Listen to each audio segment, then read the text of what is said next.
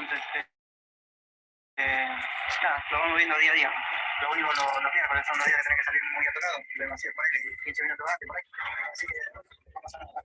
Así que algunos días ahorita y nos tendríamos que quedar un ratito más, ese día lo vemos y si se da, se da y si no, no. Así que pues, bueno, nos vemos mañana entonces, hasta las 5 menos cuarto, boludo. A las 5 menos cuarto, a las 7 menos cuarto, a las 7 en la concha, a las 8 menos cuarto, boludo.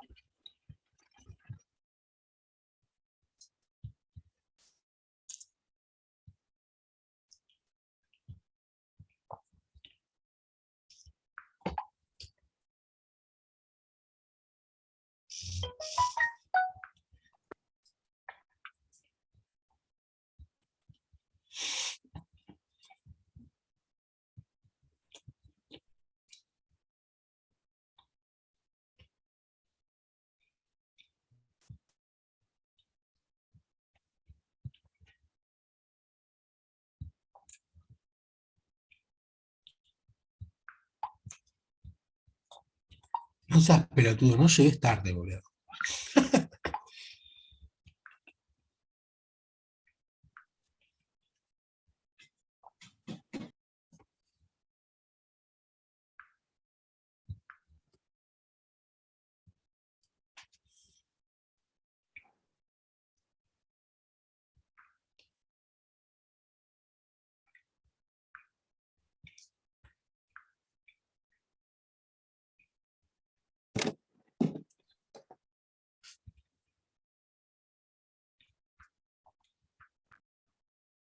Hola, ¿se me escucha? Hola, ¿Está bien?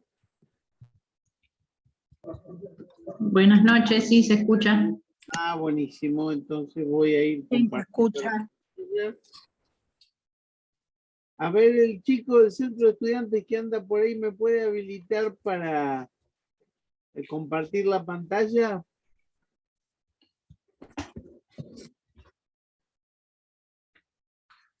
A ver, voy a hacer una llamadita. A ver si el anfitrión me puede...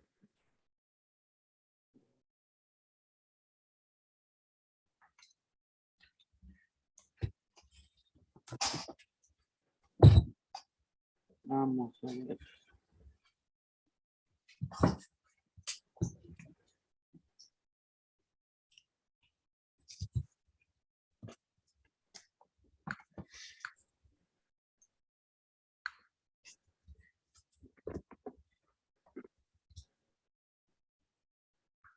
Mientras nos vamos acomodando y así en un minutito le avisamos a Brandon.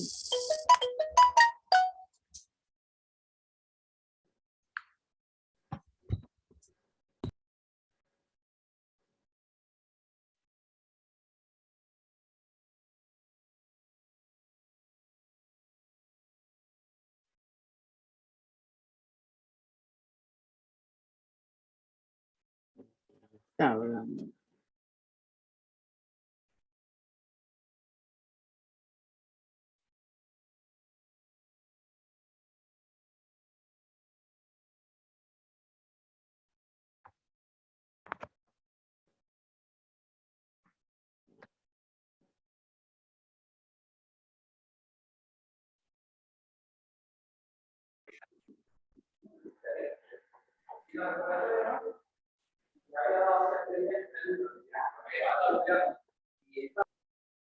Vamos a tener que dar una clase sin el WhatsApp, sin el habilitar.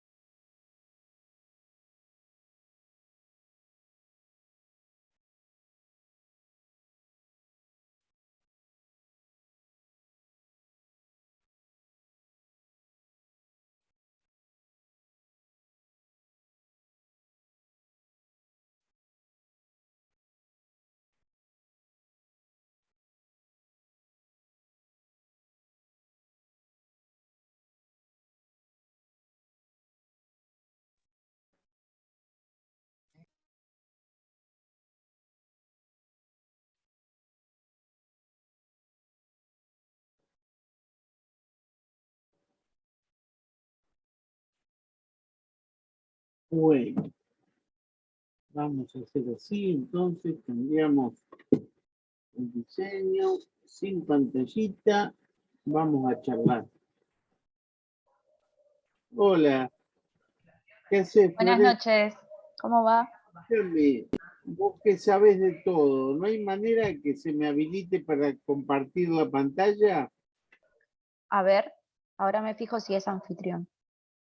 No, me parece que no soy anfitrión, porque no puedo, no estoy habilitado. Ya le mandé un mail a Brandon del centro. A ver, Si quiere ahora lo llamo, doctor, yo tengo el número. llámalo, a ver qué me dice. Ahí está avisando, así que vamos a ver si tenemos un poquito de suerte. No, todavía no. Sí. Bueno, Brian, espero. Bueno, de paso les comento, nosotros la anterior clase estuvimos trabajando y explicando cómo se habían perdido las funciones y los roles del Congreso de la Nación. Ah, ahora soy el operador. Muy bien.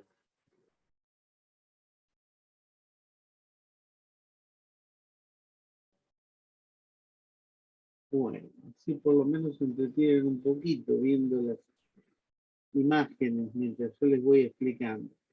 Bueno, como les contaba en la clase anterior, nosotros vimos con algún detalle cómo se fue perdiendo el rol del Congreso, pese a que los franceses cuando hicieron su revolución habían intentado debilitar al Ejecutivo. Pero también les conté como en el sistema norteamericano que necesitaba de un ejecutivo fuerte, haciendo la imagen, es como que los Estados Unidos dejaron salir al Leviatán de la caja. Y a partir de allí el Ejecutivo empezó a ser más y más fuerte cada vez. Por eso yo entiendo que con los profesores que les ha tocado hablar de poder legislativo y poder ejecutivo, ya les estarán contando cómo se ha dado esta situación de que los congresos han perdido relativamente fuerza política y los ejecutivos, y el nuestro en particular, ha aumentado desmedidamente su poder, sobre todo con las figuras de la reforma del 94, de la delegación legislativa. No, es imposible. ¿Qué pasó? Que es imposible. ¿No se escucha? ¿Y acá? Porque alguien dijo que es imposible, que no están escuchando bien. Yo escucho bien, chicos. No, Yo doctor, se escucho escucha bien. perfecto. No, Se se escucha escucha bien. perfecto. Era posible, por ahí habrá algo imposible que está en lo de esa chica que dijo que era imposible, por ahí le resulta imposible estudiar y escuchar al mismo tiempo, o es imposible ver el programa de Brito, que está a esta misma hora, y no nos vamos a entender y interesar en los chismes de la noche. Pero bueno, yo les voy a contar algunos chismes del Congreso de la Nación, así podemos superar esa imposibilidad. Bueno, la idea entonces es que ustedes ya estarán viendo y estarán asumiendo que hay un gran desbalance en la sala de máquinas de la Constitución. Yo con esta explicación, con este desarrollo del tema del derecho parlamentario,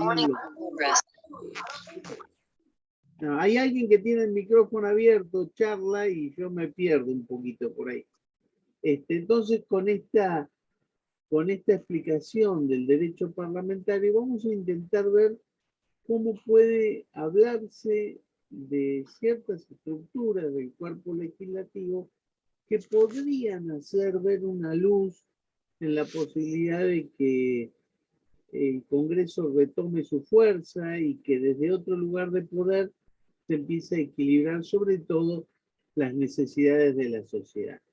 Entonces, bueno, de lo que vamos a hablar justamente es de cómo se organiza y funciona el Congreso de la Nación. Vean que esto se llama derecho parlamentario, pero eso pasa así porque toda esta maquinaria y esta manera de trabajar en el Congreso de la Nación fue originada en los ámbitos europeos, donde hay parlamentos, como yo les conté.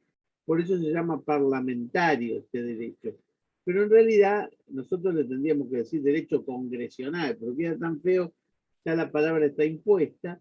Entonces, cuando nosotros hablamos del derecho parlamentario, no es del derecho que explica cómo se organiza y funciona el Parlamento de la Nación, porque no tenemos. Es cómo se organiza y cómo funciona el Congreso de la Nación, o cómo se debe organizar y cómo debe funcionar. Justamente nuestro sistema de la Constitución se apartó acá del sistema norteamericano, que dice muy poquito de cómo funciona el Congreso, y el nuestro dice más cosas en la Constitución. Aunque nosotros tenemos que saber que en esta materia sirve la Constitución, después algo muy importante que son los reglamentos tanto de la Cámara de Diputados como de la Cámara de Senadores, porque en las dos cámaras es que se ha organizado cómo funcionan, pero además el derecho comparado, y les voy a contar por qué acá el derecho comparado es importante. Ustedes me dirán, si nosotros queremos saber cómo se eligen las autoridades internas del Congreso, porque ustedes saben que un diputado se elige por el sistema de la Constitución, pero quién es vicepresidente de la Cámara de Diputados, quién la preside, quién conforma las comisiones, todo eso se elige en su propio seno. Lo que pasa en un país como la Argentina, que la mitad del siglo XX tuvo golpes de Estado y el Congreso fue eliminado, o mucho tiempo tuvo partidos políticos en el poder, pero otros proscriptos, ¿bien? O recuperaciones de democracia donde tenían que empezar todo de nuevo. Entonces, en esos espacios fue muy importante saber qué pasaba en el derecho parlamentario de otros países. Sobre todo, imagínense los que tenían que aprender derecho constitucional en época de la dictadura y que querían decir cómo se expide el Congreso, si pasa tal o cual cosa, qué pasa en las sesiones. Y bueno, más allá de lo que decía la comisión, ¿qué vamos a ver? El reglamento de las cámaras que no funcionan, o la práctica constitucional que no se daba porque no había parlamentarios. Entonces, para nosotros ha sido en algún momento muy importante recurrir al derecho comparado, porque sobre todo el derecho español, pese a que nosotros tenemos un sistema más parecido al americano, los derechos europeos han sido más meticulosos al regular cómo funciona cada una de las cámaras y qué es lo que hacen. Ustedes me dirán, no hacen nada, pero aún para no hacer nada hay que establecerse, estructurarse, definir horarios, tiempos de debate, etcétera, etcétera, etcétera. Bien, pero van a ver que no es que no hacen nada, se hacen cosas, aunque a veces uno tiene se pone bastante irascible cuando no ve buenos resultados. Y otra cosa muy importante para saber cómo funciona el derecho parlamentario, y quizá acá Florencia les puede dar su opinión, pero es leer el diario todos los días, porque en estos tiempos el diario, el periódico, ya sea el periódico local, que no hace otra cosa que reproducir las noticias nacionales, pero trabaja con los parlamentos en miniatura, que son los consejos deliberantes, y siempre el diario nos está dando una noticia del derecho parlamentario. Bien, así que en estos casos también es importante la lectura del diario, porque a veces la opinión pública presiona de tal manera que los parlamentarios adoptan decisiones leyendo el diario en muchas ocasiones. Vamos a ver entonces un poquitito más adelante qué podemos decir de este famoso derecho parlamentario y su contenido. Vamos a ver que podemos dar yo no digo definición, digo una conceptualización de lo que es el derecho parlamentario, pero desde un punto de vista más vale científico y desde el lugar de la doctrina, porque acá es más importante la doctrina de los autores que la jurisprudencia de los jueces, porque imagínense que un juez no va a definir cómo es el derecho de otro poder de Estado. Eso lo va a definir un doctrinario, el conjunto de los legisladores. De paso les cuento que van a encontrar en la página, hay un libro de derecho parlamentario bastante interesante para que le interese profundizar un poco la cuestión del doctor Diego Armés, que está digitalizado, y es bastante lindo para ir viendo las cuestiones principales del derecho parlamentario, sobre todo para el que el día de mañana decide interesarse en la política, entonces va a ver cómo funcionan esas estructuras, porque imagínense, si ustedes van a ser abogados litigantes, no les va a interesar tanto cómo funciona el derecho parlamentario, sino cómo funciona el Poder Judicial, los tribunales, que es donde van a ir todos los días. Pero algunos de ustedes quizá van a ser políticos, van a ser concejales, van a ser legisladores provinciales o legisladores nacionales. Entonces esto es muy interesante para recorrerlo y para mirarlo. Entonces, desde el punto de vista científico y doctrinario, el derecho parlamentario es concebido como una rama de la ciencia jurídica, y yo diría de la ciencia jurídica constitucional. No podemos decir que el derecho parlamentario sea autónomo, aunque, por ejemplo, en esta facultad hay un seminario o una carrera o una materia específica de derecho parlamentario que la da el doctor Diego García Arena, que la verdad que es bastante interesante si toman ese, no sé si el seminario, materia optativa, pero es muy interesante sobre todo porque García Arena ha trabajado mucho, por ejemplo, él era asesor por muchos años, asesor del legislador provincial, trabajó en la Convención Constituyente y también trabajó en la Cámara de Diputados de la Nación. Así que conoce un montón, igual que Diego Armesto, que fue en principio asesor de varios legisladores, pero últimamente lo que ha conseguido, él está en planta del Congreso y está en el gremio del Congreso, o sea que conoce todas las cosas de adentro, Armesto. En vez, García Arena, que es un hombre que hace más política activa, por ahí les puede dar algún matiz más novedoso y más actual de lo que es el derecho parlamentario. Bien, entonces sabemos que es una rama de la ciencia jurídica, que no es una rama que tiene autonomía, pero sí una especialidad. Por eso nosotros tenemos el seminario y además la damos con cierta profundidad en la materia de derecho constitucional. ¿Y qué investiga? Aquellos principios que deben ajustarse a la Constitución, y no digo la Constitución de la Nación, a cómo se constituye y cuál es el procedimiento que utilizan las asambleas legislativas. Ve que no digo los parlamentos, porque nosotros tenemos asambleas legislativas, tenemos una Cámara de Diputados, una Cámara de Senadores, esto en el orden federal. En los órdenes provinciales, algunas provincias, como la provincia nuestra de Buenos Aires, tiene una Cámara de Diputados y una Cámara de Senadores. Pero hay otras provincias, como, no sé, por ejemplo, Catamarca, que tienen Cámara Legislativa y es una única Cámara, son todos legisladores. Y después tenemos en las ciudades consejos con C y no con S, consejos deliberantes. Los consejos deliberantes son los pequeños parlamentos, son las pequeñas legislaturas de las ciudades, pequeñas para tomar grandes decisiones. Bien, no es que sean pequeñas porque no tomen decisiones importantes, son los que revisan y definen, por ejemplo, a cuánto se va a ir el precio del colectivo, definen, por ejemplo, cuáles son las tasas, las contribuciones y los impuestos municipales que nosotros tenemos que pagar, etcétera, etcétera. En los consejos deliberantes también se toman decisiones importantes. Entonces, ¿qué hace el derecho parlamentario? Estudia cómo se constituyen y cómo funcionan las asambleas legislativas.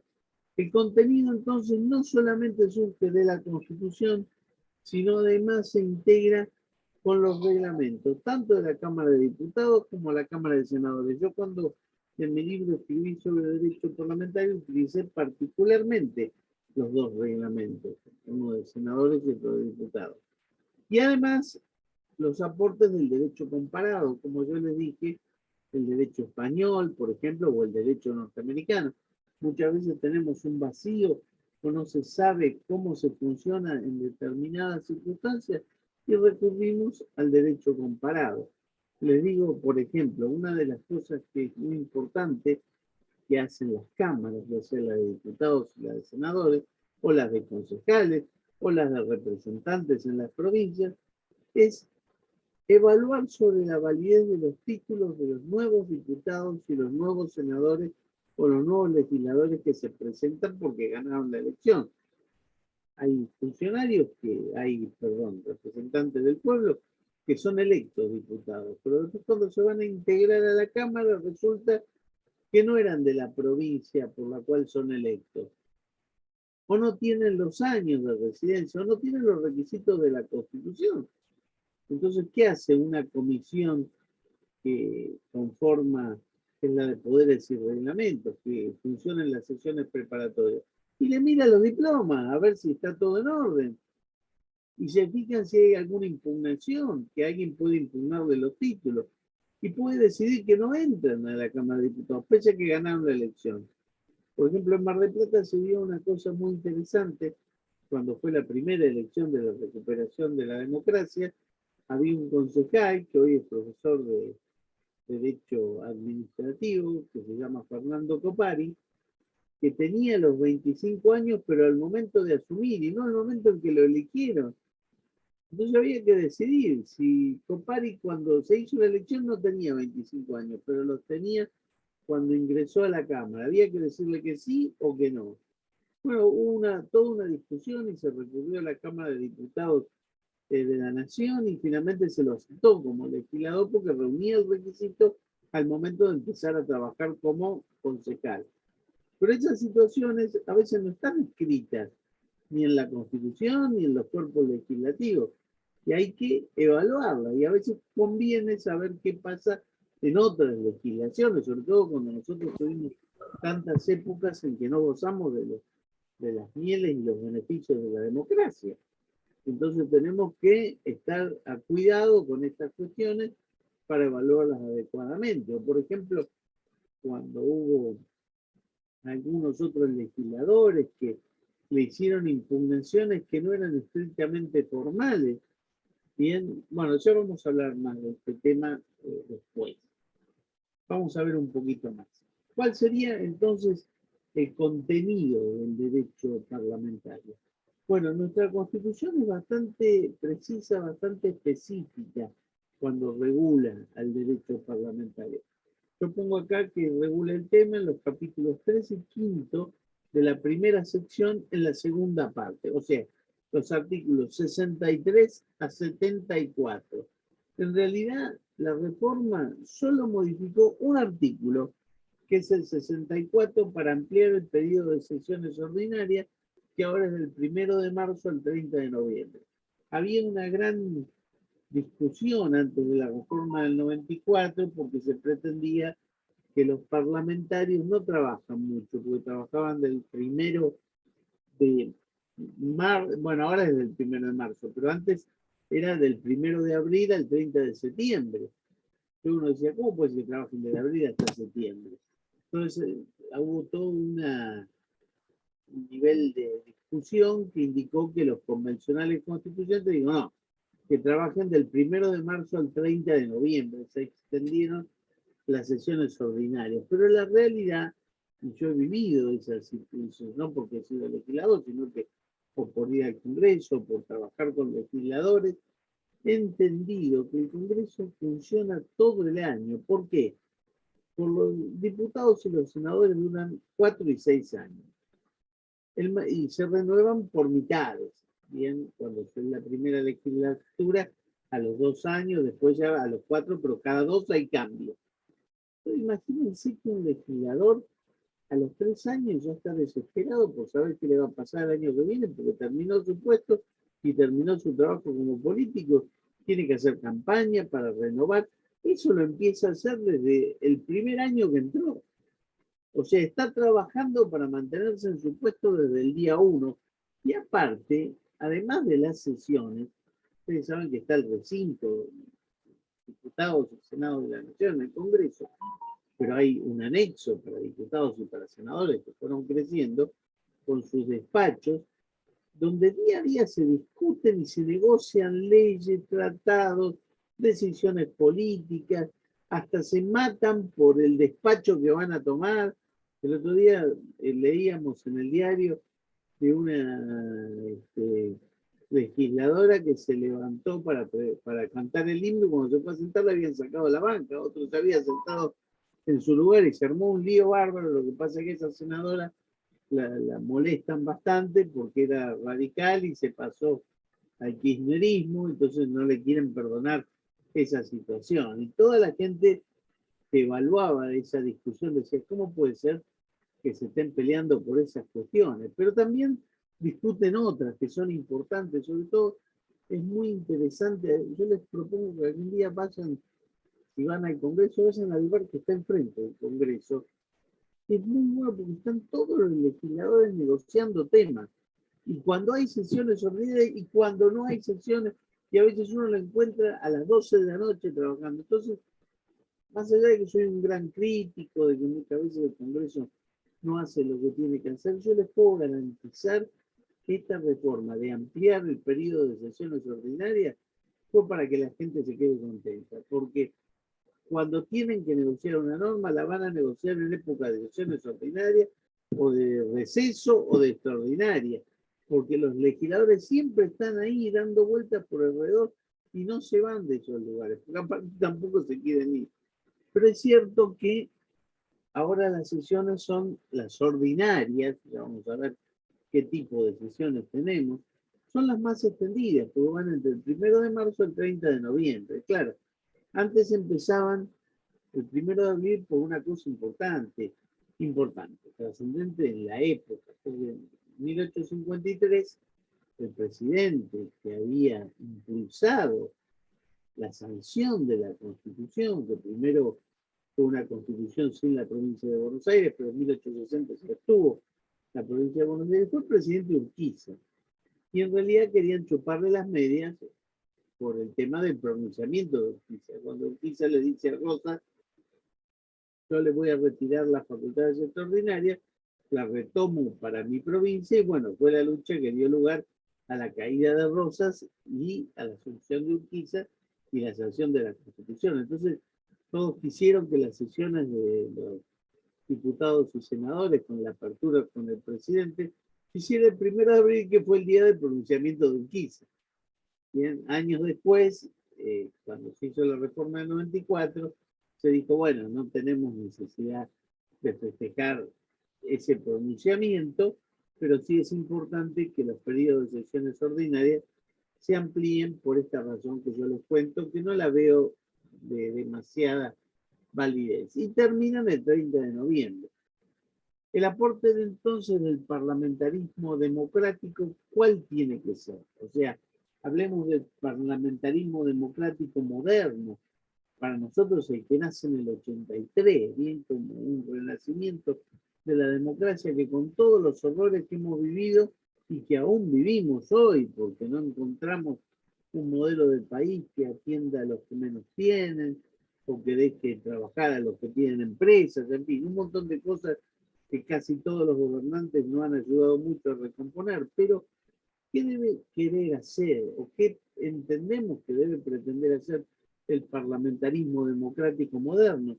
Y bueno, la idea fue que la decisión gubernamental no se lleve a cabo sin una previa discusión y aprobación por parte de los parlamentos representativos. Es tan importante que las decisiones se tomen con la voz del pueblo cantante, sonante, con sus altibajos, con sus discusiones. Por eso se festejan tanto aquellas normas como, por ejemplo, la ley de la interrupción del embarazo.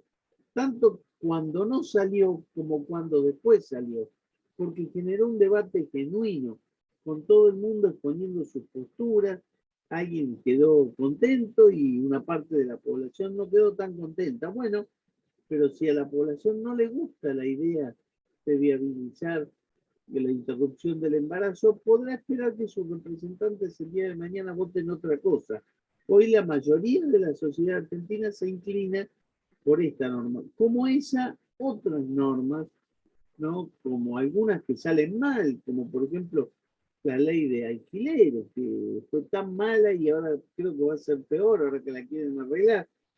Pero la sociedad está pendiente de que sus legisladores discutan y tomen la mejor decisión frente a sus necesidades. Bien, Doctor, sí, lo que quería aportar, que por ahí también los chicos lo vieron en la primera parte, que tiene que ver con que por qué es tan importante el Parlamento, porque también hay que tener en cuenta que los legisladores y los diputados son aquellas personas que nos representan, porque el artículo 22 dice que el pueblo no gobierna ni delibera, sino a través de su representante. Entonces es importante que votemos, que estemos representados, porque son ellos quienes, a través del debate, de esto que tiene que ver con la democracia y la aprobación eh, la- de los proyectos o de las leyes, nos representan, digamos.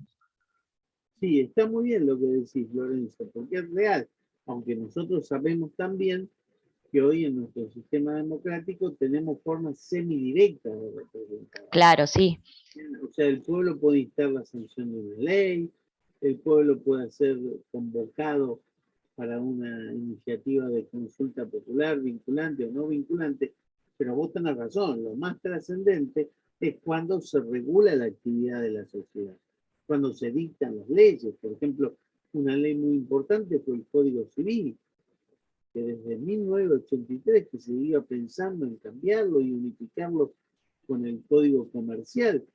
Finalmente eso sucedió, y sucedió también con una sociedad que no estuvo muy al tanto de lo que estaba pasando ahí, que era tan importante.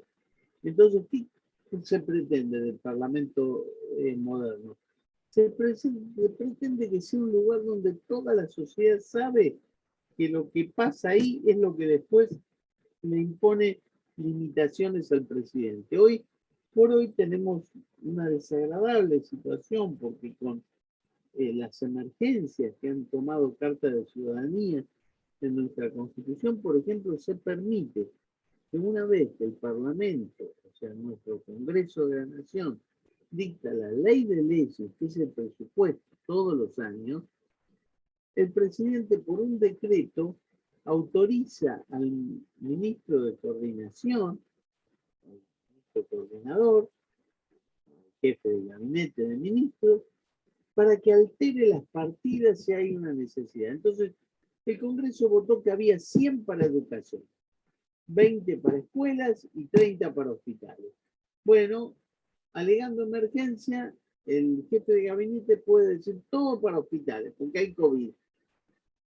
Y eso realmente es un horror, porque tranquilamente el Congreso puede hacer una sesión especial y decidir el poder legislativo, que va todo para COVID o lo que fuera, o rápidamente evaluar si el presidente por un decreto de necesidad de urgencia decide alterar una partida. Pero hay una ley que le permite al jefe de gabinete directamente alterar partidas si hay emergencia. Y eso es muy peligroso porque el pueblo queda a las espaldas de las grandes decisiones que se toman sin la participación del Congreso de la Nación. Por eso no hay nada mejor que una sociedad regularizada en la cual las decisiones se tomen en el Congreso y no se tomen rápidamente por el Ejecutivo, porque el Ejecutivo puede tomar rápidamente las decisiones. Es cierto que el Congreso a veces tiene que debatir y nos cansan discusiones inoperantes. Eso es lo que tiene que arreglarse y no usar ese argumento para quitarle un rol de control que es especial del poder legislativo. Esta idea que estoy planteándoles ahora trasciende muy seriamente cuando se obliga institucionalmente al gobierno de turno a tener que explicar todas sus decisiones, forzándolo a no tomar medidas aún fuera de su competencia en forma arbitraria. Miren, yo les voy a contar una cosa que pasó en el Consejo Deliberante de Mar del Plata hace unos cuantos años.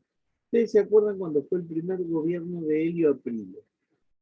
Helio Aprile era el intendente, pero había una cantidad de obras que eran las que se llamó Mar del Plata 2000, unas 20 obras. Entonces, el intendente sometió a consulta popular si la sociedad quería pagar, eran 6 o 7 pesos más de tributos municipales por una serie determinada de años, que eran 5 o 6 años, para hacer esas obras.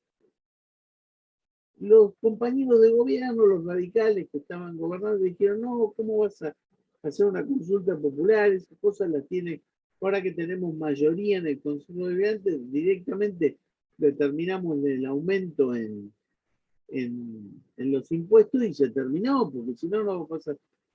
Pero en ese momento el intendente Aprile tenía una gran confianza de la gente. Entonces él puso a consulta popular y la gente dijo sí. Si es para estas obras, queremos pagar 6 y 7 por 9 años, una cosa así.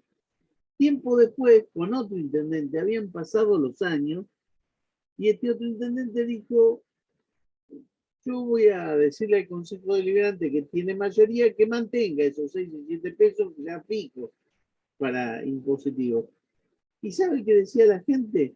No se puede porque nos tienen que hacer otra consulta para volver a poner esos impuestos. En realidad, lo que había hecho Aprile era trabajar con la gente, tomar decisiones y obligar al Consejo Deliberante a tomar una decisión si la gente la quería tomar. En realidad, Aprile no tenía la obligación de hacer la consulta. Él la hizo por una instancia de participación pública.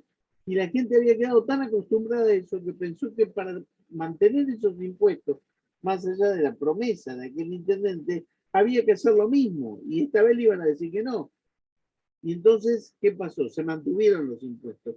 Eso es romper el pacto social. Que los ámbitos legislativos no aprovechen esas nuevas figuras que hacen que los ciudadanos puedan participar de la cosa pública. Otra buena que hizo otro intendente cuando estaba Punti, usó el tema del presupuesto participativo. Entonces se hizo una consulta a los ciudadanos Mar del Plata en qué quieren que prioritariamente se gaste la plata del presupuesto. Y en su momento la gente dijo que querían que se gaste en plazas. Fueron 2 años donde las plazas estuvieron mejoradas un montón. Después, por supuesto, no siguió eso. Pero fueron 2 años en los cuales, por decisión de la gente, la mayoría del dinero se utilizaba eso. Y el Consejo Deliberante trabajaba en función de eso. Por eso es tan importante que se esfuerce a que la toma de medidas tiene que ser por parte de los poderes legislativos y, si es posible, con el apoyo popular. Bien.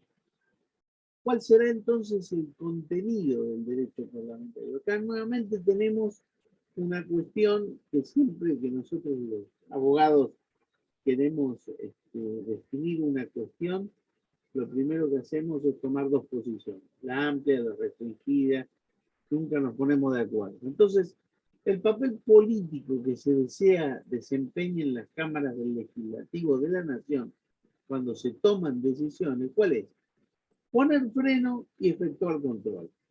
Además de tomar las decisiones, porque cuando un Congreso de la Nación reforma el Código Civil, está tomando una decisión. Pero aparte de eso, tiene que poner freno cuando hay un abuso del Ejecutivo, o debe controlar cuando las cosas se van de madre. Y tiene que manifestarse a partir de la totalidad de sus funciones formales. Ustedes tienen que saber que el Congreso no solo legisla, el Congreso legisla, el Congreso puede dar pensiones, el Congreso declara la necesidad de reformar la Constitución. El Congreso, por ejemplo, le hace un homenaje al expresidente de Uruguay, Mujica. El Congreso recibe a un presidente de otro país y lo invita a una sesión del Parlamento. El Congreso efectúa controles cuando, por ejemplo, le pide un juicio político a un funcionario del Ejecutivo. El Congreso también toma decisiones en materia de educación, en materia de salud, en materia de vivienda. O sea, es muy importante el rol. Y justamente el derecho parlamentario regula el tránsito instrumental para hacer todas esas cosas. O sea, a ver, si el país debe ser recorrido de punta a punta, el derecho parlamentario hace las rutas y pone las postas. Y dice cuándo hay que parar en un lugar para descansar y cuándo hay que tomar la decisión y cómo se toma la decisión. Por eso nosotros vamos a aprender lo que es el quórum, que no es lo mismo que lo que es una mayoría. Ustedes tienen que saber que en un cuerpo parlamentario cualquiera, El quórum es la cantidad de miembros que se necesitan para que ese cuerpo pueda funcionar. Por eso a veces dicen, pero la oposición no me da quórum y no podemos entrar a trabajar. Entonces viene otra discusión acá. Hay obligación de dar quórum, porque si los legisladores, ¿cómo no van a trabajar? ¿Cómo puede ser que se queden en su casa y no funcione el Congreso? Lo que pasa es que en el Congreso hay que respetar los planteos de las minorías. A veces se junta todo el Congreso, damos quórum para un tema y después el que dio quórum sabe que no va a tener la mayoría para que la ley salga como quiere. Entonces, no dar quórum es una manera indirecta de presionar para conseguir algún punto en esa ley que originariamente no iba a poner ningún artículo. Entonces, lo que hacen a veces los legisladores, los de las minorías, es decir, no le vamos a dar el quórum si no nos dejan por lo menos agregar este punto en la ley y otro punto en la ley. Entonces, a veces es lícito, yo creo que es lícito, no dar quórum en determinado momento, salvo que eso sea tan, imagínense que no van a estar los 4 años de su periodo sin dar quórum. Por eso hay una norma que dice que las minorías que están sentadas en la banca pueden obligar a aquellos que no vienen a sesionar de distintas maneras. Por ejemplo, tomar decisiones de poner una multa, sancionarlos. Vamos a ver todo eso que también es parte del tránsito que tiene el Congreso para hacer su trabajo. Dicho esto, hay dos corrientes de pensamiento que discrepan sobre la forma en que nosotros tenemos que abordar la temática del derecho parlamentario. La primera es una tesitura amplia, que es la que tiene el profesor Néstor Sagüez. Néstor Sagüez, que es un profesor de Rosario, de Santa Fe, muy reconocido. Ahora vamos a tener los 3 últimos días de junio un Congreso Nacional de Profesores de Derecho Constitucional en La Plata, donde uno de los homenajeados va a ser Néstor Sagüez por su trayectoria. Él dice que el derecho parlamentario se refiere a todo el sector del derecho constitucional que se refiere a la actuación del Congreso. Es la tesis amplia. O sea, cada vez que el Congreso dicta una ley, los pasos para hacer una ley, etc., todo es derecho parlamentario. Y en todo lo que nosotros leamos en la Constitución, que es atribución del Congreso, será derecho parlamentario. Vidal Campos, a mí me parece con mejor estrategia jurídica, dice que el ámbito de estudio del derecho parlamentario tiene que ser más restringido. Por eso nosotros en el programa tenemos bolillas aparte que hablan de cómo se hace una ley. Eso no es derecho parlamentario. Derecho parlamentario es cómo trabaja para todas las cosas el Congreso. Para hacer una ley es algo muy particular. Las competencias del Congreso, eso no es derecho parlamentario. Como el Congreso, por ejemplo, declara las amnistías. Eso no es parte del derecho parlamentario. La mayoría que se necesita para disponer una amnistía sí es derecho parlamentario. Pero recuerden ustedes que para Vidal Campos, yo sigo la idea de Germán, que es la mayoritaria parte, el derecho parlamentario no establece el fondo, sino la ruta para llegar a los grandes objetivos de la Constitución por parte de los miembros del Congreso de la Nación. Entonces, Vidal Campos dice que el derecho parlamentario es un ámbito de estudio, pero que está referido a 3 cuestiones. A cómo se constituye el Congreso en su sentido formal, cómo se reciben los miembros nuevos, cómo se forman las comisiones y quién las preside, cómo se van a organizar para trabajar ese primer año, bien, qué va a pasar cuando cesen en sus funciones. También los privilegios e inmunidades que tienen los legisladores. Nosotros vamos a ver si inclusive está bien dicho que los legisladores tienen privilegios o inmunidades. A veces les podemos llamar garantías institucionales del cuerpo, porque en una nación que se ha constituido como república no podemos hablar de privilegios. Por privilegio existe en una monarquía, no tenemos un conde, un duque, un rey. Acá nosotros tenemos garantías necesarias para el funcionamiento del cuerpo, con lo cual ni siquiera los privilegios así llamados individuales son del senador o del diputado, sino que son del cuerpo. O sea, el tema de que un legislador no pueda ser detenido si no está sometido, si no está encontrado en un flagrante delito, o sea, robándose la plata en el momento que se la roba, o cometiendo un asesinato con el revólver que está recién disparado. Salvo eso no lo pueden sacar de su lugar de trabajo. ¿Por qué es eso? Porque es muy importante que no le hagan denuncias penales a los senadores que sean mentiras para que no hagan su trabajo, para que los asusten y entonces no puedan legislar.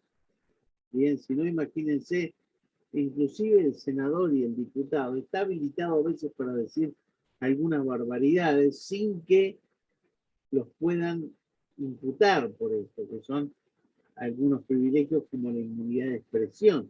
Si no, imagínense que Carrió estaría purgando 100.000 años de condena por todas las cosas que dice. Pero bueno, es la voz del pueblo. Ella puede decir lo que advierte, porque cualquier otro ciudadano podría decir, este es un ladrón, y después le hacen un juicio, que es así llamado ladrón. Cuando uno tiene inmunidad, por ahí dice eso en el fragor del debate parlamentario, y el otro no le puede salir a hacer un reclamo porque le dijeron ladrón. Bien, salvo que el cuerpo decida quitarle los privilegios para que pueda ir a juicio, lo que pasó un día, por ejemplo, con Angelos. Pero bueno, eso lo vamos a ver cuando veamos los privilegios y las inmunidades. Entonces, ¿qué estudia el derecho parlamentario? Primero, cómo se constituye el cuerpo. Segundo, cuáles son sus privilegios e inmunidades, que pueden ser individuales o colectivos, según lo vamos a ver después. Y después, cómo cotidianamente funciona, que son las sesiones.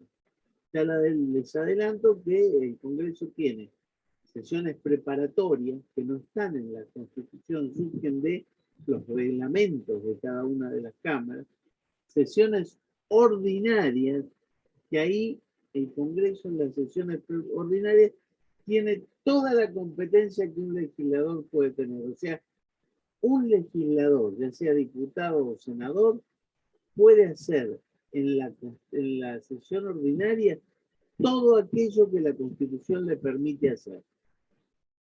Bien, todas las competencias que están en la Constitución y que son los poderes de los diputados y los senadores, los pueden ejercer en su plenitud cuando hay sesiones ordinarias.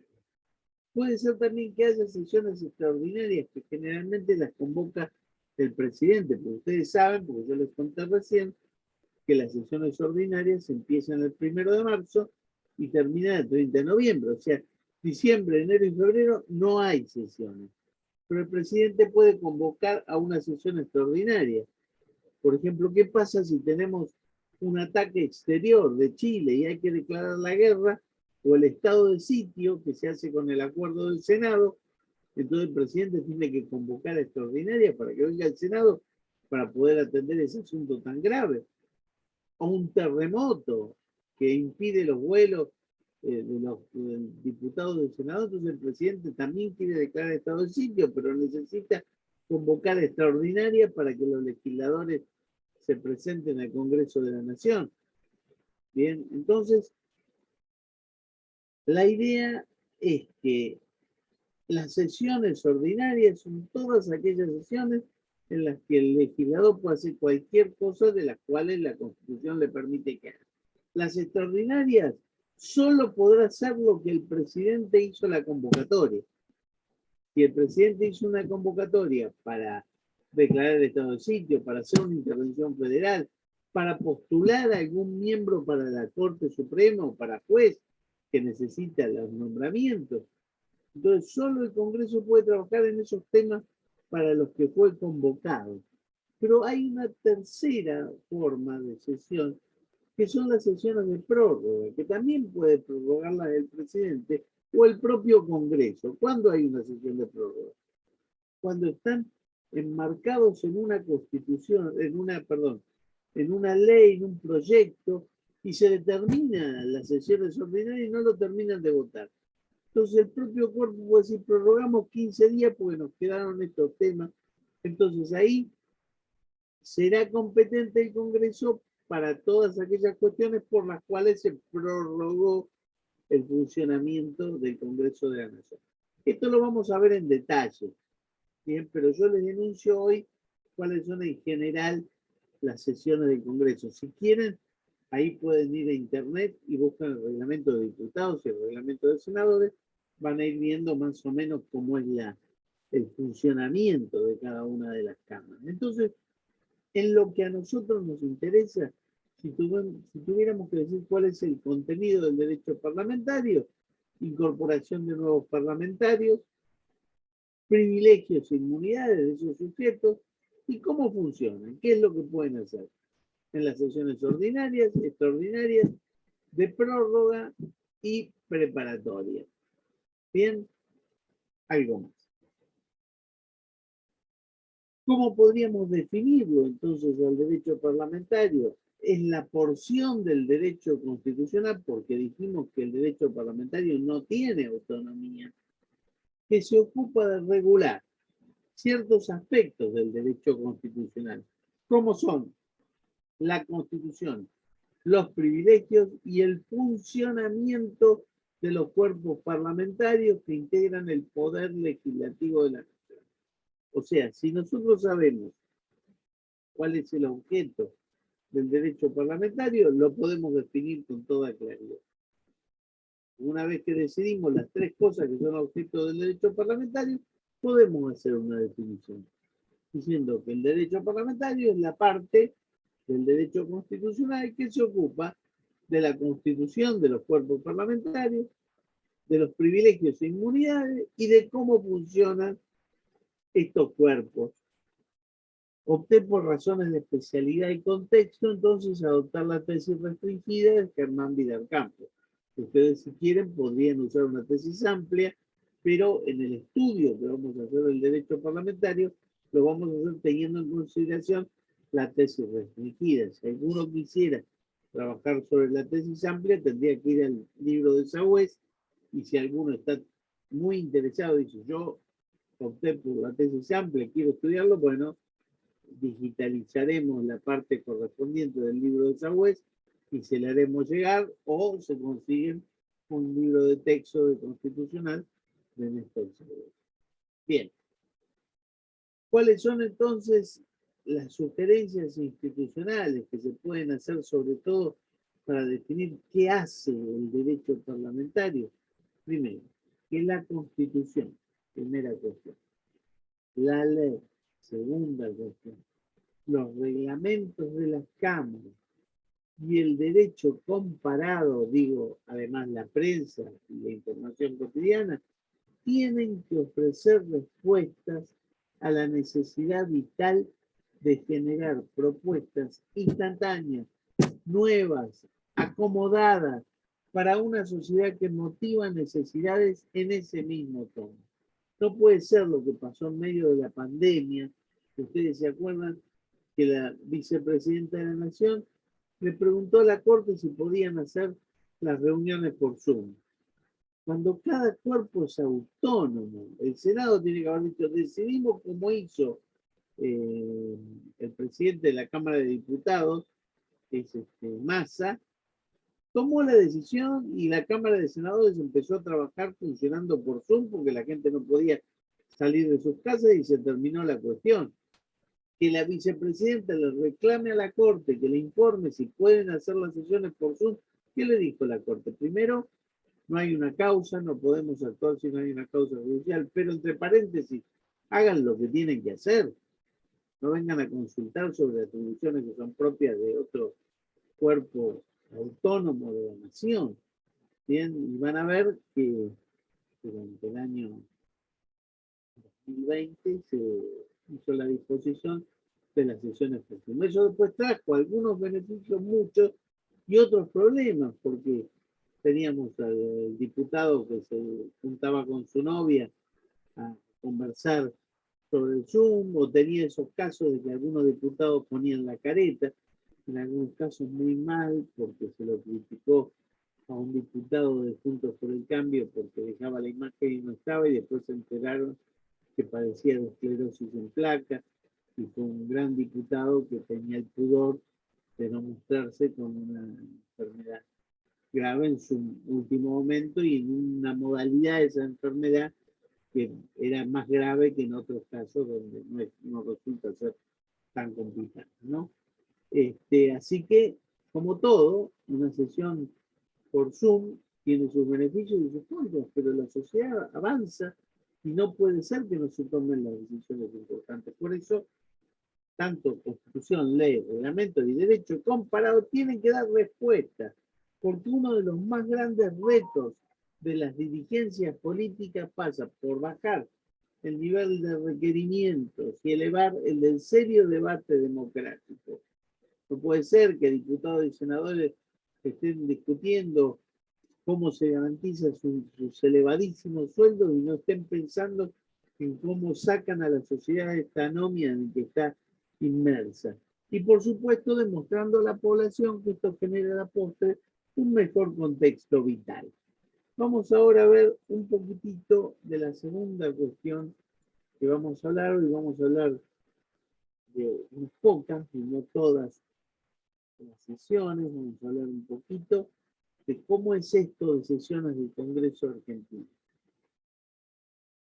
Esto es muy importante porque en las sesiones donde se produce el trabajo del Congreso, yo quiero que terminemos nuestra cursada dándonos cuenta que es un mundo donde se trabaja un montón. A veces lo que sucede es que no se da a conocer y no se valora, y a veces se trabaja un montón pero sin sentido. ¿Bien? Entonces, ¿qué se requiere? Primero, que el Congreso recupere su protagonismo, que recupere su capacidad de comunicación para comunicar lo que hace bien, y que lo que hace mal no lo haga tan mal, y lo haga mejor, pero para eso necesitamos conocer cómo trabaja para desnudar el mal trabajo e imponer a nuestros legisladores que trabajen mucho mejor. Vean ustedes que en Estados Unidos todos los legisladores tienen un teléfono abierto y los votantes le recriminan cada vez que no legisla en la forma que se comprometió a hacerlo cuando asumió su cargo. Bien, entonces hay que desmitificar algunas cosas, pero reivindicar algunas otras. Bien, vamos a ver un poquito más entonces.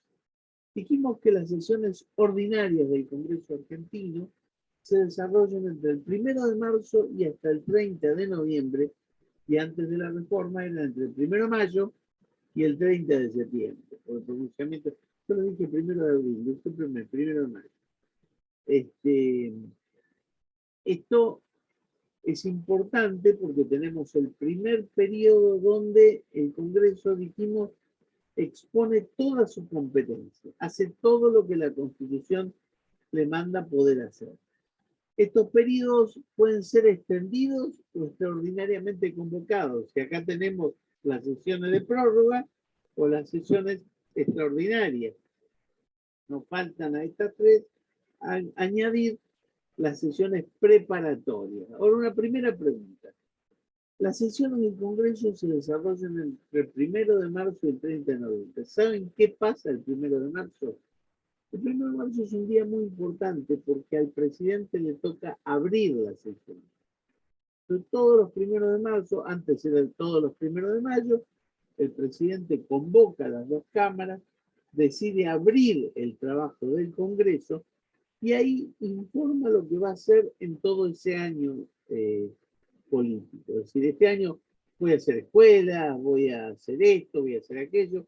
Entonces, ese día, porque un día antes ya se le puso en el escritorio de cada diputado y de cada senador el plan de gobierno, lo que va a leer el presidente, para que todos escuchen lo que tiene por decir y eventualmente le hagan alguna pregunta. Históricamente nunca se le hacen preguntas, se lo deja abrir las sesiones y finalmente hay repercusión mediática o no, se lo aplaude o no. Por ejemplo, se dice que las aperturas que ha hecho el presidente Fernández, la última fue la de este año, escandalosa, mala, muy mala, y la del principio de la pandemia fue una buena apertura porque había una gran expectativa.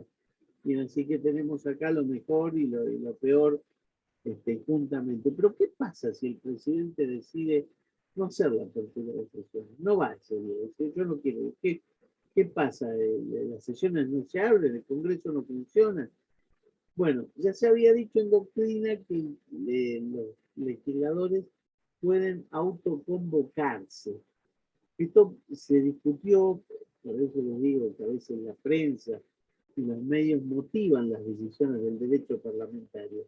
Porque la Constitución estaba escrita de tal manera que se entienda el respeto al presidente, pero resulta que Sarmiento, que era muy bravo, era muy bueno, pero era muy bravo, en un momento estaba enojado con el Congreso y no quería, dice, yo no voy a ir a ver las sesiones para que hagan lo que hacen, no quiero saber nada, pero mire, presidente, si usted no va, el Congreso no puede funcionar.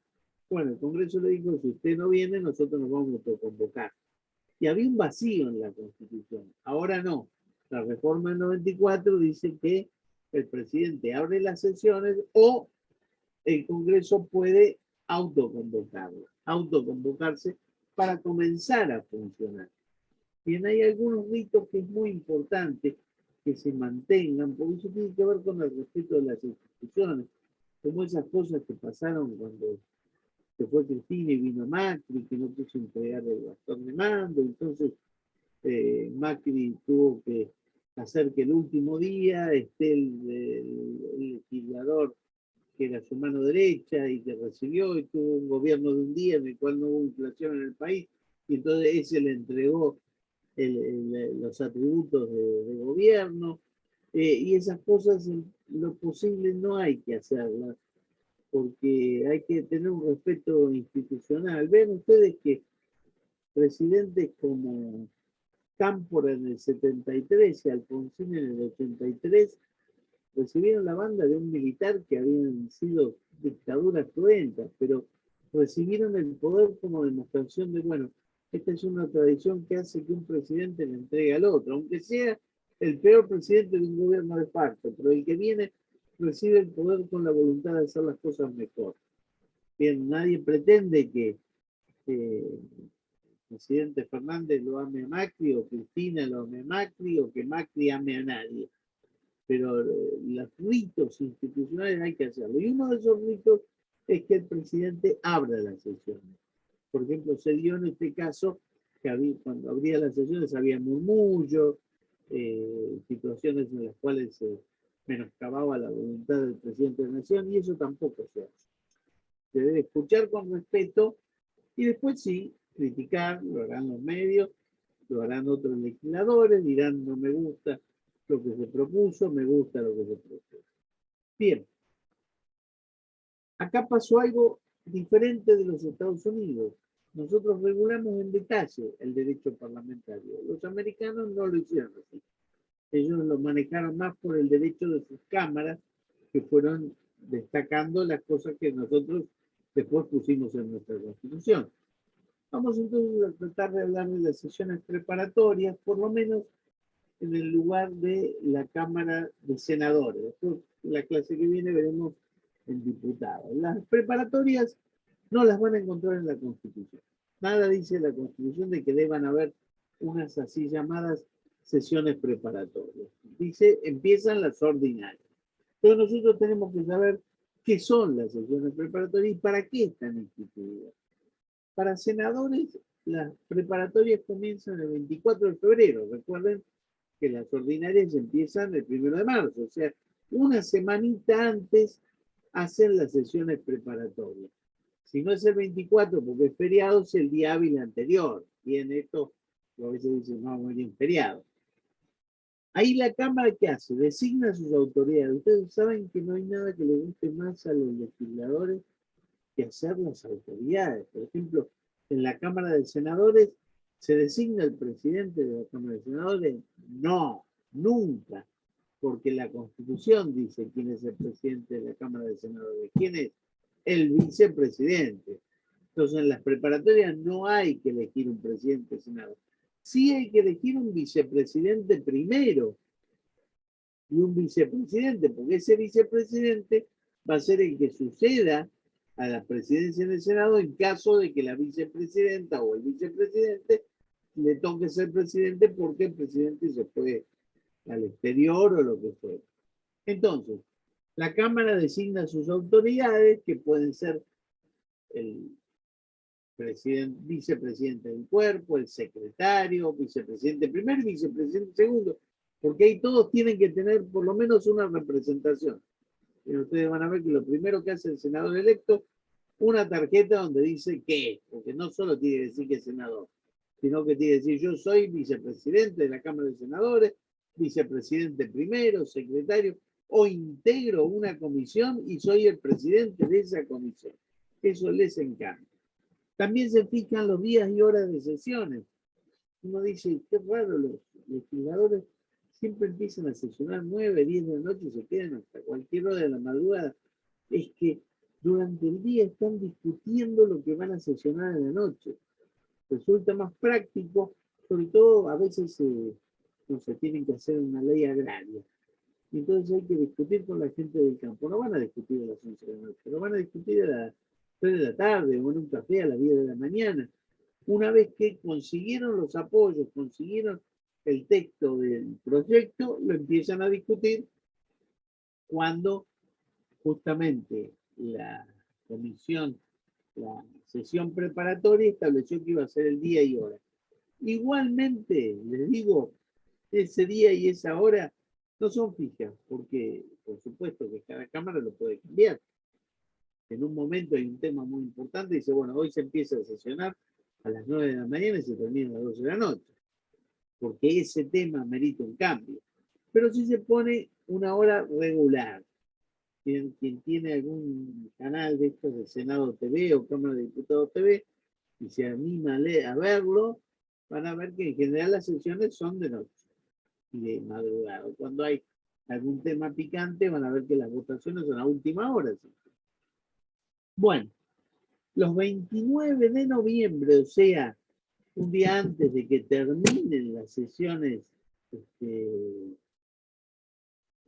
ordinarias de la Cámara de Diputados, Cámara de Senadores en este caso, se produce una sesión preparatoria. ¿Saben qué se hace en esa sesión preparatoria? No se confundan con la sesión preparatoria que se hace antes de empezar. Esta es antes de terminar, para tomarle juramento y revisar los títulos de los legisladores que han sido electos ese año. Si hubo elección de diputados o de senadores, hay que recibirlos, mirarle sus títulos y ver si los incorporan o no los incorporan. Entonces, ahí se evalúan los diplomas de los titulares y los suplentes, salvo que haya una impugnación. A veces pasa que una persona es electa, por ejemplo, eso pasó con el concejal Copari, que le habían impugnado la edad, es decir, los 25 no los tenía cuando lo eligieron, así que no lo pueden elegir. Eso hay que estudiarlo, hay que evaluarlo. Entonces, ¿quién puede impugnar? Primero, si uno es senador, lo va a impugnar un partido político que sea de la provincia en que el senador fue electo. Porque ese partido puede saber que si no lo hubieran elegido ese, irá el de ese partido. Bien. Quien hubiese sido votado en esa elección.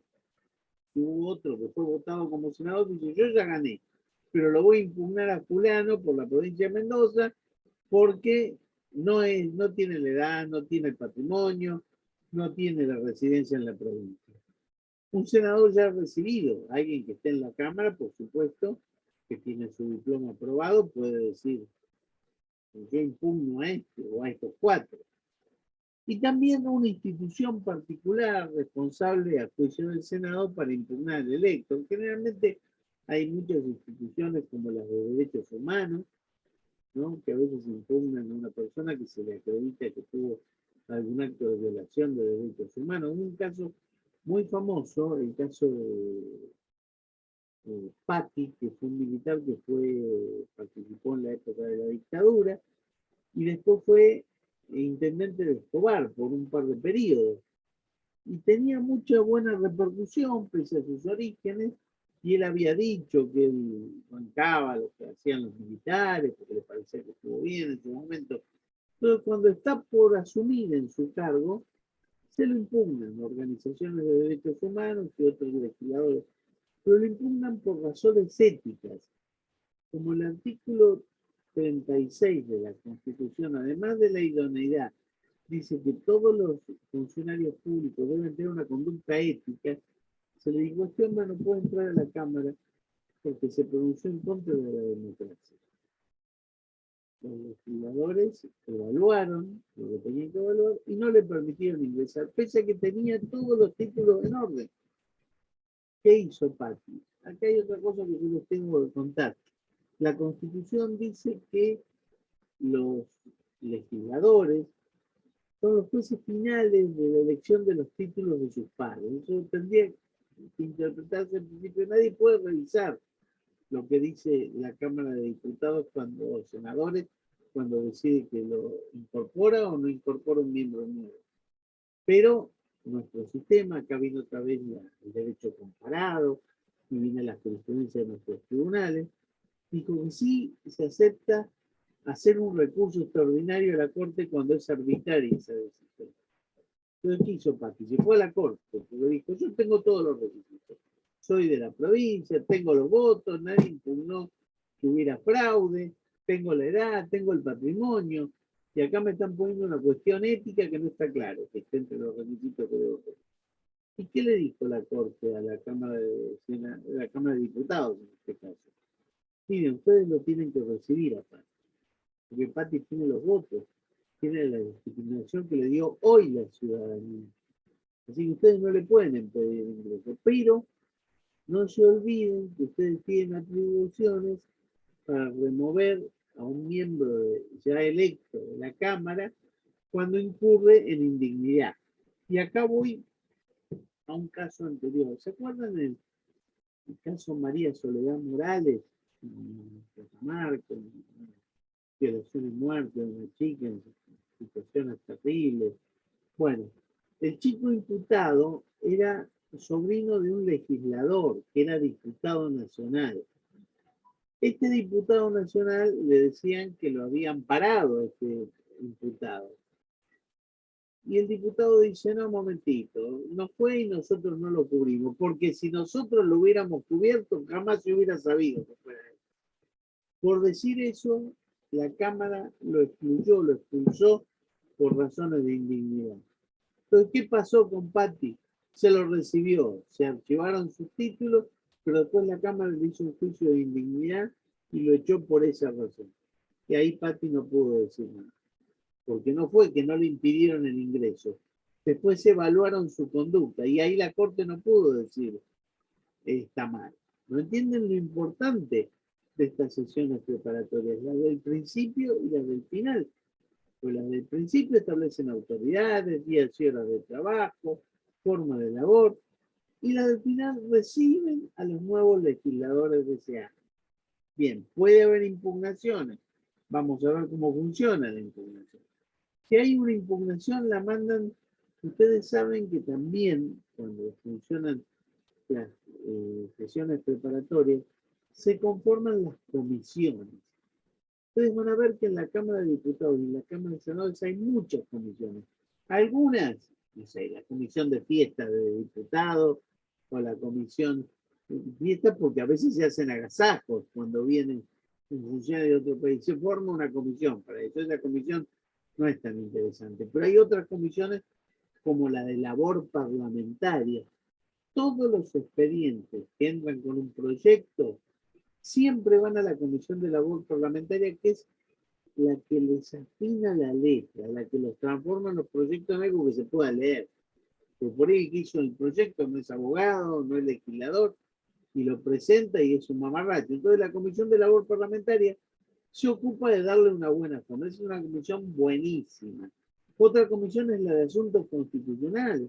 Siempre que se presenta una cuestión que puede ser o no de dudosa constitucionalidad, pasa a esa comisión.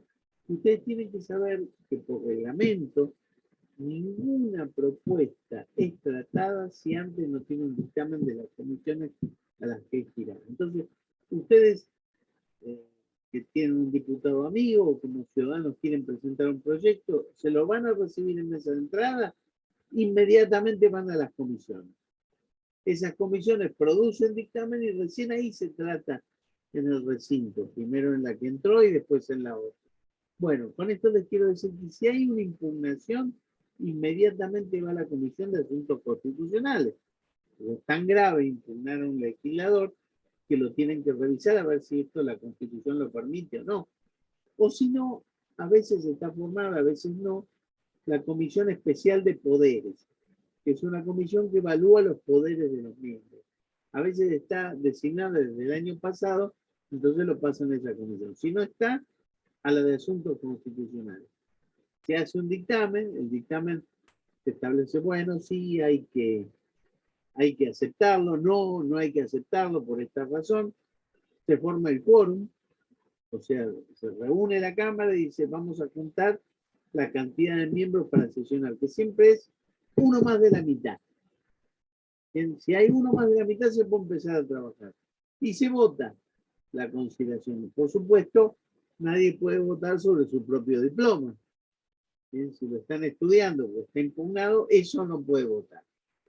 Pero si pasa lo que es habitual, que el senador es incorporado, el presidente de la Cámara de Senadores, en este caso Cristina Fernández, le hace un despacho, un diploma, que está firmado por los secretarios del Senado y está registrado en el libro de acta, y ahí que se dice, el carácter que indica, el señor fulano de tal es senador de la Nación, la provincia que representa, por la provincia de Buenos Aires, el día de su incorporación, incorporado el 29 o el 1 de marzo del año que fuera.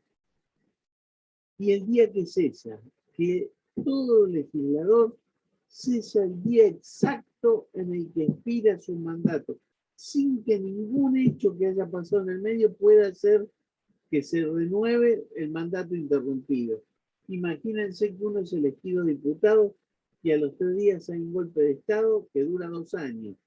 Termina el golpe de Estado y no puede decir, mire, yo quiero que me computen esos años para que yo los extienda porque no pude ser diputado porque hay un golpe. No. Si está designado hoy, a 4 años del día de hoy, termina indefectiblemente su función sin que ningún hecho pueda evitar que eso suceda. Nadie puede decir, bueno, yo quiero estar 6 meses más porque 6 meses me enfermé, o 6 meses más porque hubo un terremoto y no puedo venir a sesión al Congreso. No. Entonces, carácter que inviste, senador, provincia a la que representa, Buenos Aires, por ejemplo, día de su incorporación hoy o unos días después, porque imagínense que si hay una impugnación puede incorporarse unos días después, y el día de su cese por ministerio de la ley. Nadie tiene que hacer ningún acto especial para que cese en el día que le toque. Entonces, en las sesiones preparatorias también se recibe el juramento a los senadores incorporados, se designan las autoridades. Fíjense que es una autoridad. Presidente provisional, porque la presidenta hoy es la vicepresidenta de la Nación, o sea que no se lo designa. Vicepresidente de ese cuerpo. Vicepresidente primero y vicepresidente segundo. Las autoridades del cuerpo, salvo Cristina, que dura los años de su mandato, son por 1 año. Entonces, el año que viene, en las sesiones preparatorias, se vuelve a designar las autoridades. Entonces, eso tiene que saberlo, porque eso es importante cuando se reúnen las preparatorias, porque de un año a otro puede haber habido elecciones y hay otras mayorías. Generalmente los cargos primeros, por ejemplo, si la presidenta es Cristina y al otro año gana Juntos por el Cambio, el vicepresidente va a tener que ser uno de Juntos por el Cambio. Y eso siempre se discute y se evalúa en las preparatorias. Bueno, señoras y señores, con esto vamos a dejar de compartir la pantalla. Terminamos la clase de hoy, que se refirió en general al derecho parlamentario y las sesiones preparatorias. La clase que viene ya va a ser presencial, entonces vamos a ver de las sesiones ordinarias en adelante, y si llegamos, vamos a empezar a trabajar cómo se forma el quórum y cuáles son las mayorías necesarias para el dictado de normas. Finalmente, veremos los privilegios y las inmunidades de los legisladores. Quiero saber si hay preguntas. Están muy cansados. A Florencia la veo con ganas de irse a comer, me parece. Tiene hambre ya. Es que terminé hace poco. Ah, bien. Matada. Bien. Bueno, tenemos 21. ¿De los 21 hay alguna duda? ¿Cuándo se subirá el nuevo trabajo práctico? Seguramente mañana lo tienen subido. A ver. Las sesiones preparatorias son preparatorias. Lo que pasa es que sí son en los hechos obligatorias porque se designan las autoridades. Ponele que no se reunieran. Cuando se sesiona el cuerpo en las ordinarias haría lo que no hicieron las preparatorias. Entonces, no es técnicamente obligatorio, pero se sesiona siempre en preparatoria. No conozco todavía un momento en la historia constitucional argentina que los legisladores no hayan querido reunirse para decidir quiénes son las autoridades del cuerpo. Eso siempre pasa. Bien. Práctico, apaguen los micrófonos, seamos respetuosos, muy bien. Buenísimo, muchas gracias, Dolores, que lo dice como profesor práctico de mañana. Y las preparatorias te diría que son en los hechos obligatorios. Bien. Por una cuestión del pudor de los legisladores. ¿Alguna otra preguntita? Bueno, vayan a comer y a dormir, pórtense bien y nos vemos entonces el jueves que viene en clase. Buenas noches. Hasta luego. Hasta luego. Buenas noches.